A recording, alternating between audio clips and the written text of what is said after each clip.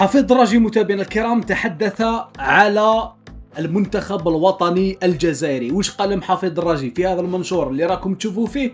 أمر لا يصدق. هل تعلمون بأن المنتخب الوطني الجزائري سوف ينسحب من كأس إفريقيا المغرب 2026 ولا لا؟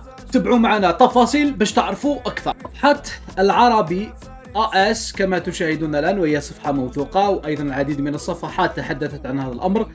ماشي أنا اللي قلت هذه، راهم هما اللي قالوا. حفيظ دراجي معلق جزائري في قنوات بين سبور قال بأن الجانب الجزائري يدرس إمكانية تقديم احتجاج للكاف والفيفا، ويدرس حتى إمكانية الانسحاب من المنافسة على اللقب والانسحاب من كأس إفريقيا. خطرة اللي فاتت كي درتها في القناة تاعنا في اليوتيوب خاوتنا الجزائري الحر، درنا فيديو هذا تاع انسحاب الجزائر من كأس إفريقيا.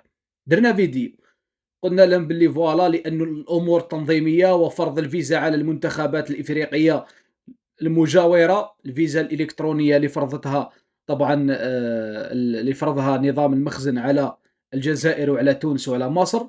بسبب هذا الأمر، وخاصة المشكل اللي صرا اللي هو إلغاء شراء تذاكر المقابلات وتذاكر المباريات وتأجيلها بسبب خلل أصاب المنصة. ثم لا بالكم باللي راهي مخلطة عندهم، راهي متخلطة عندهم، على بها قاموا بإلغاء هذا الأمر.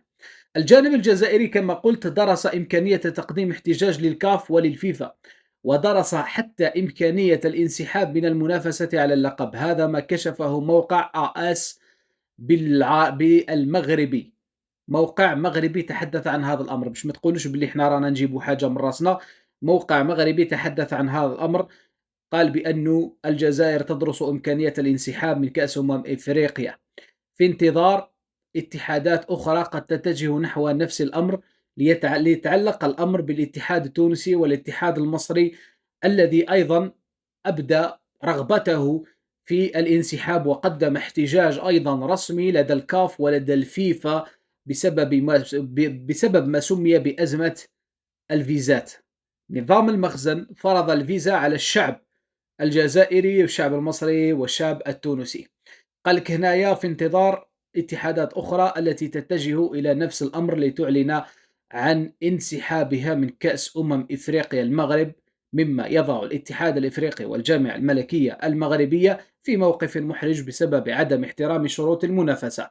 خوتنا، هذا الفيديو راه إشاعة قام بنشره نظام المخزن ونظام المغرب. تفاصيل على الفيديو تلقاوه هنا في القناة تاعنا تاع اليوتيوب الجزائري الحر. مرحبا بالجميع.